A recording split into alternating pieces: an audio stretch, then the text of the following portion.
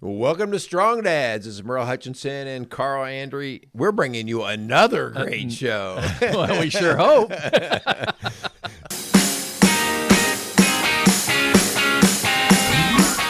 Strong Dads wants to thank 4Speed on 50 for sponsoring today's show. If you like classic cars, great food, and a taste of Americana, you have to visit 4Speed on 50's Diner, located on Route 50 in Lawrenceburg, Indiana. Stop in today for a meal and an experience you won't soon forget at 4Speed on 50's Diner.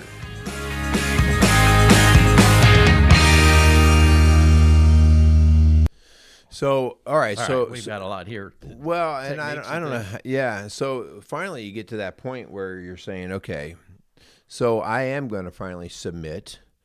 And so now what are the things I need to start practicing? That actually say, like, well, what are the ways of Christ, right? Like simple things, so the simple things I say, like love your enemy, right? Oh, yeah, that's simple check. things. Just start, okay, move to the next one, But to start doing some of these practices, and I think we do have a list of some things here where we actually say, hey, once you start buying that you're not God and you're going to start to work through the humbling process, what would that actually look like on the day-to-day? And I think it's so important that, my son wants to be really good at athletics, but he's struggling with the day-to-day to actually get to that point. Right. Okay. So you want to win the championship over here. We all want that moment of fame. Right. But what are you doing today? Like, did you lift? Did you stretch? What did you do? Yeah. And we haven't gotten there. Okay, right. We're struggling. Yeah. And I think that's really also, okay, so I finally agreed with you and I said, yeah, there's a Jesus. Okay. Yeah. But what are the more daily awarenesses, mindsets, practices? And so you ready to run through some of those? Sure. The first one, I think, really, for me is just awareness. Are you finally aware that you got a problem? Well, that's a big part of it. Yeah. You can't fix something if you don't know what's wrong. Yeah, for the most part. Exactly. I'm not right. Okay. I got a problem. So just awareness, like, okay, I'm finally realizing I'm not God, and I got some things to work on. The second one, and we had our men's group just the other night. Yeah. And this one is, I just wrote on here, seek honest feedback from people who will tell you the truth. Yeah. You've hit me in the eyes a few times. And you've doubled me over a few times. And it's, and I've, even though it never feels good in that moment, the idea that I understand that it was not to wreck me, maybe to wreck a thought I was having, but not to wreck me as a person. And I hope you feel that way, like if I've ever said anything Absolutely. like that. But I also know, like, those men that are in that group, I always feel like there's a little level of challenging.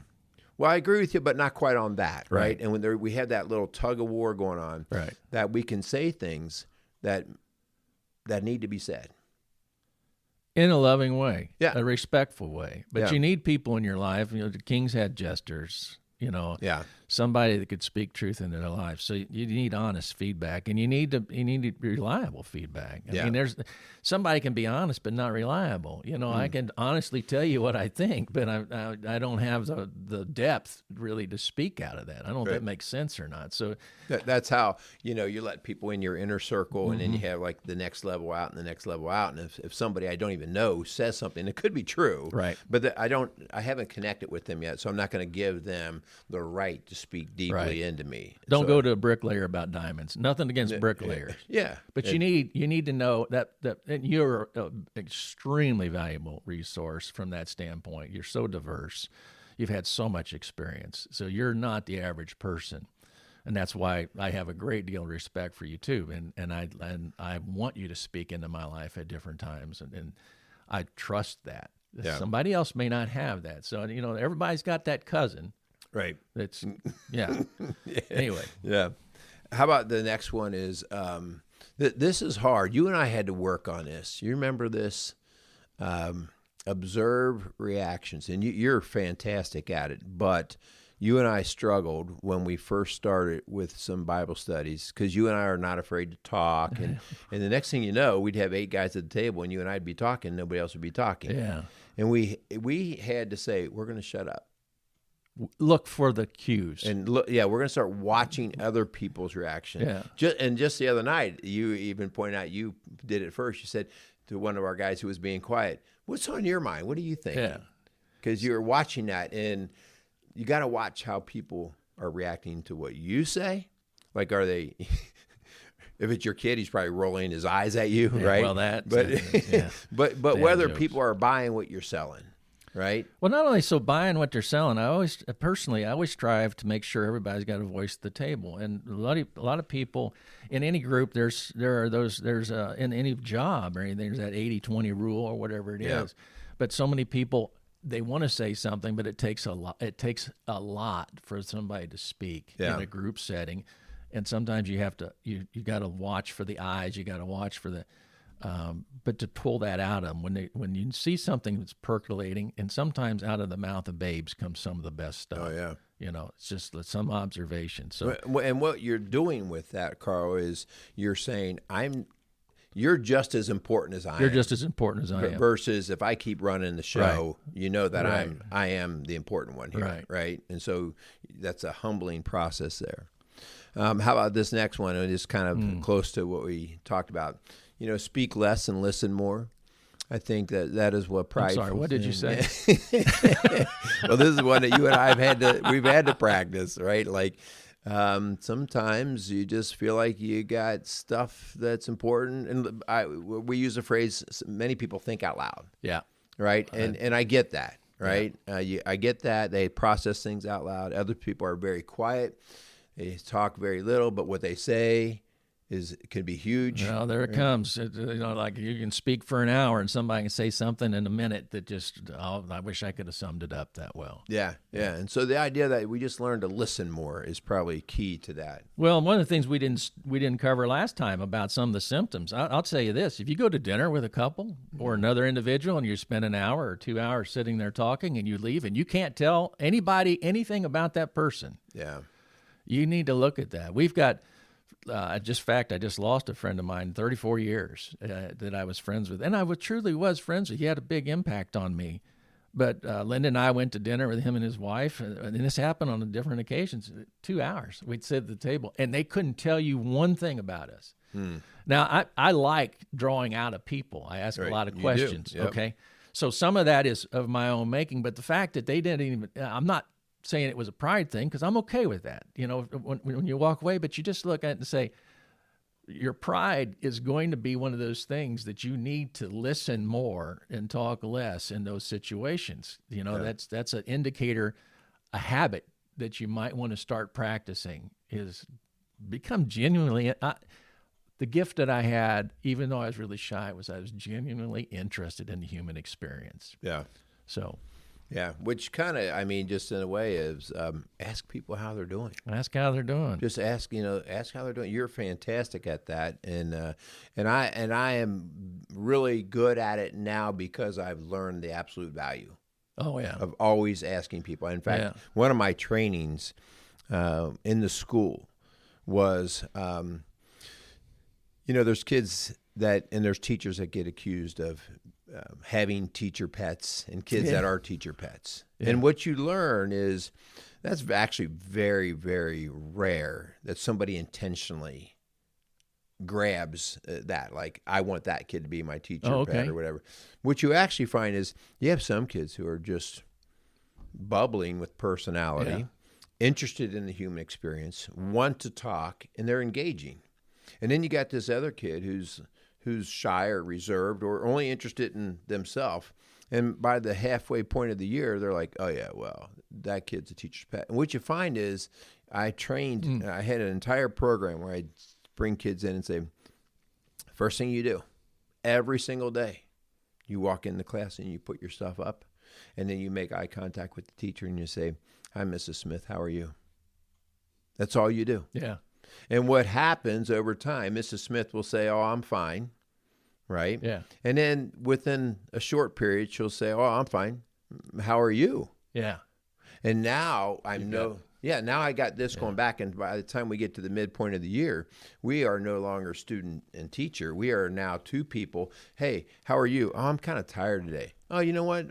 Hang in there. We're going to work through this together. Or by midpoint of the year, the person sees. They know you well enough to go, hey, what's going on? Yeah, they see it. They read it. And so that's the whole idea that you start investing on just I like what you said, the human experience. Like, how's that guy doing? Yeah. So I just always been fascinated with it. You know, I think that there's, what you're talking about, teacher's pet, then there's the other side, the prideful side that wants to be the teacher's pet and is fighting for that. You know, that's that side that comes out. But well, it's got a motive behind it. There's a motive behind it. And I will say one of the things that will be, that you probably, as far as a habit, is truly listen to what somebody's saying. Yeah. You know, while you're talking, it'd be really easy for me to think what I'm going to say next. Yeah. And I can honestly say it's not happening. I'm just trusting that the words will come as we move through this. But so many times people are much more interested in what they're wanting to say, and I get into that. I mean, there's times when you get into the heat of things or you're trying to bring something forward. But in general, if you're always waiting to say what you want to say and you don't really hear the other person, well, that's a pride issue, and you need to relegate yourself to that secondary position. And one of those tools is what I call, I've heard it said, die to self, become a corpse.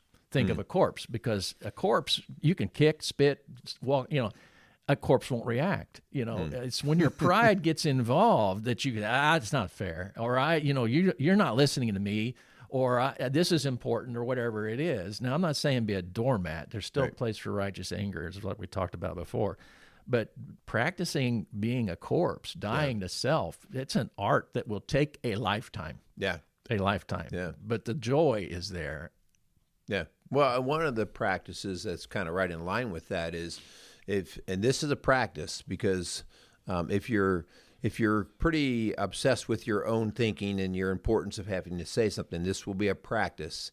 But one of the skills that we teach to do that is when Carl's finished speaking, you know, I haven't shut off halfway through now, and what am I going to say? Now I let you finish, and I say back a clarification in my own words. Yeah. In my own words. So Carl, you're telling me that, man, work was really rough today. Right. Or what I hear you saying. Yeah. That way. Yeah. Yeah. And so the idea that I actually totally put my mind at rest and let you come back, and then if I missed it, you can help clarify it more, or I hit the nail on the head. You go, yeah, that's pretty much it.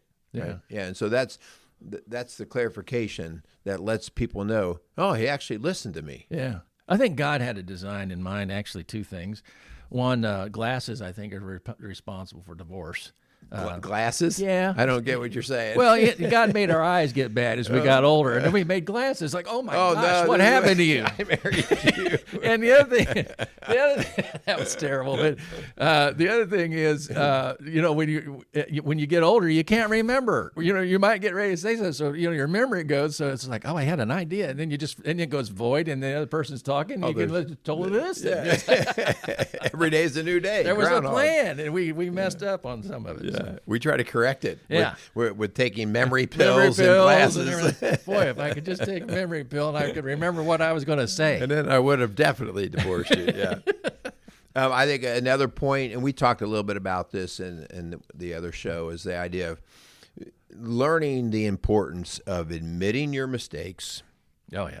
Right. And then, so admit your mistakes, admit when you're wrong.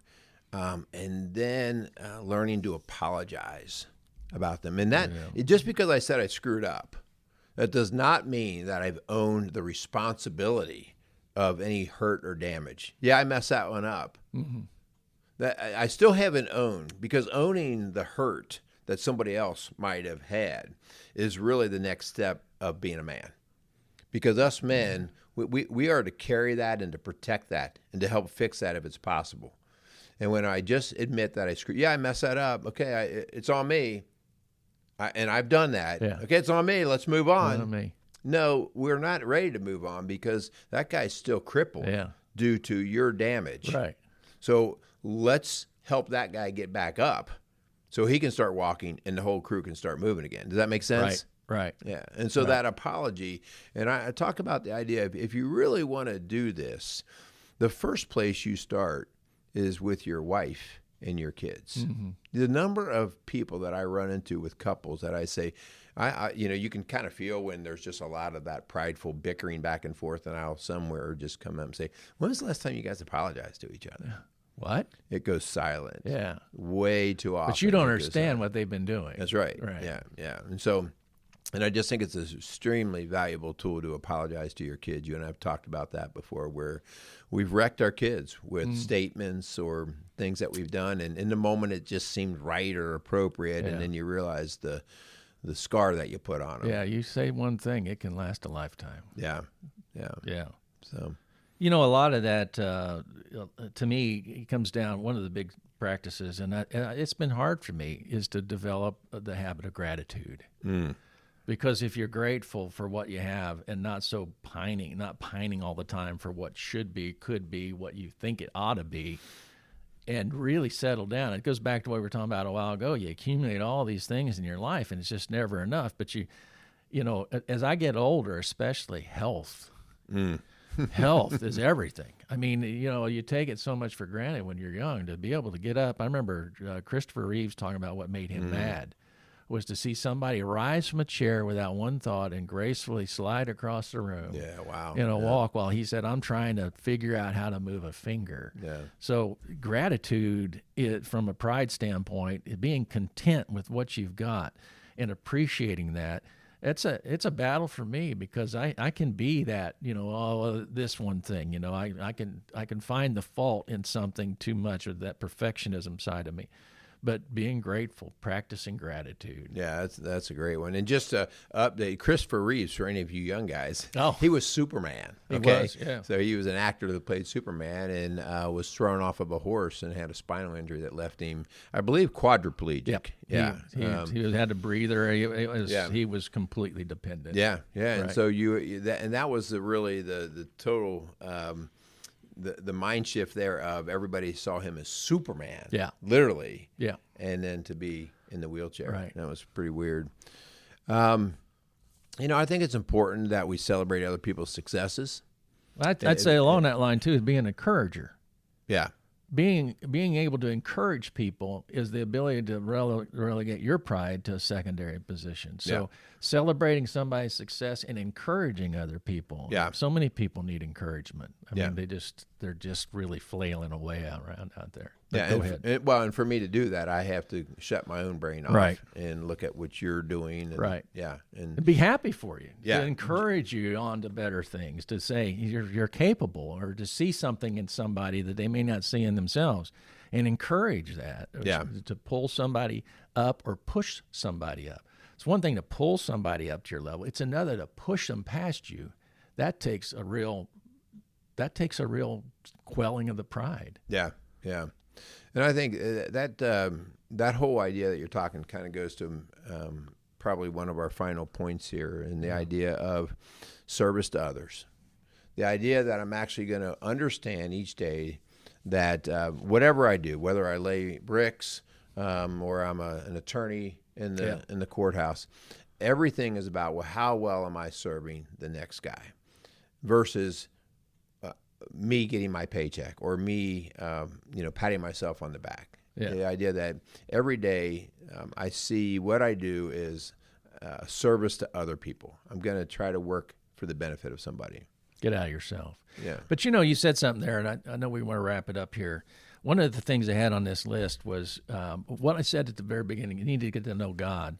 I would also challenge you to get to know yourself, because I think so many people come up and you get all this stuff put on you. Your parents want to see something in you. You're so good at this, or you're so good at that. Yeah. And we carry a lot of this stuff around in our life. I remember when I heard Joseph Campbell, and I'm not recommending Joseph Campbell, but he did a book called Power of the Myth, which was powerful for me. It really did open up a lot of things. He had this saying, follow your bliss.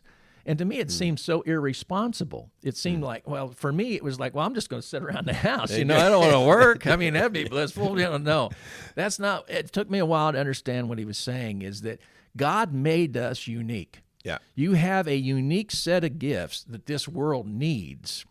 But unfortunately, between school, your parents, your friends, society, I mean, Ultra Bright used to tell you if you used their toothbrush, their toothpaste, you got all the chicks in the world and you got rich. Right. You've got Remember they would sparkle? Oh, Remember yeah. the commercial? Yeah. So that's going way back for you youngins. But there's so much that we pack into this that we miss what our true intention is. And the death of self is really the stripping away. I'll give you a real quick example. Our daughter was struggling in college, and she was basically following in her brother's footsteps. And he was an excellent student. He was the runner-up for the Lilly Grant or Foundation. I can't relate to either one of them. Our daughter never had a B, it's just, but she got to college and she was struggling. So I had heard about Johnson O'Connor, and I'm not plugging them. I suggested that something like this, Human Engineering Lab. So we took her up there and they tested her for her innate abilities. Yeah. Now, she didn't know that she was in the top 3% for color recognition. Oh, wow. Now, you don't know. I'm colorblind. The world looks a certain way to me. If I had your eyes put into my head, I would instantly recognize, wow, this is how the world looks. So we had her tested and found all these abilities that she has not even focused on. She didn't even know. To her, she thought this was normal, that everybody was like that. God makes us unique. And the sooner, I'll just say this, I'm 63 years old. The sooner you identify what that is, what it is, those God-given abilities, and you get comfortable with it. Maybe it's that you're going to be in a profession that you didn't think would ever be appropriate because it's not fancy.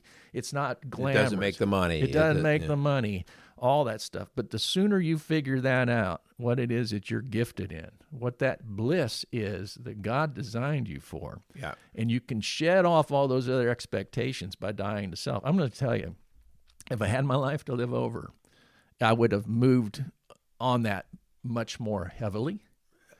I did faster. Yep. In my early years, I was doing that. I loved what I was doing. I have to say though, that I stayed in that, basically out of complacency and wanting, it provides this kind of income, and so I think the power is really not only getting to know God really well, but going back and see, like I said to Dante.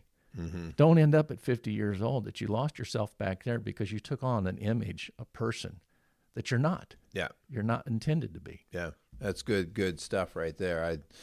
I can't say that any better. I just think that's so important. We've misled so many guys, girls, just by what the school said you were good at. And we all know that we have purpose. And we have skills and tools that were God-given, right? And, innate. I was watching Celine Dion did her the opening ceremonies at the Olympics, and whether you like her or not, you cannot argue that what she has in a voice, and she is like, this is just me, like it's just me, like And that it just kind of blows me away. And when that was taken away through that stiff person syndrome that she has, the drive that she's had. Did you watch that special on her? Yeah, it was hard to watch. Yeah. But what she has there is like she now appreciates more than ever. She always knew she had that gift, but more than ever, this is how I serve people right here. And so all right. Want to wrap it up? Yeah, I think we ought to. We were going to try to be a little shorter today. I don't know if we got it done. 30 seconds. But thanks for listening. If you've listened this far, special.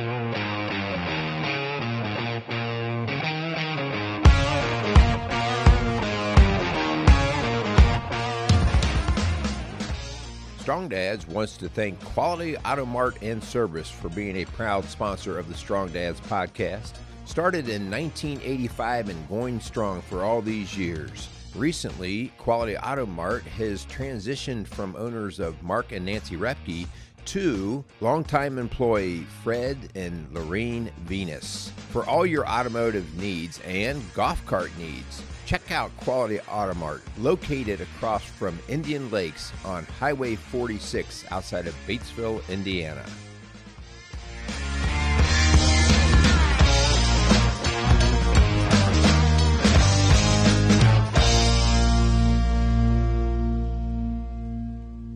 Casey's is a premier garden center and gift shop located in Lawrenceburg, Indiana. Casey's offers a wide selection of plants, landscaping materials, home and garden decor, and gifts for every occasion. Casey's is committed to providing exceptional service, a unique shopping experience, and value to every customer. Stop in and see what makes Casey's so unique.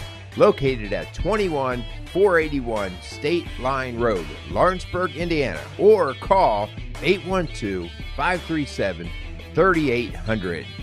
Let Casey's help you add beauty to your home.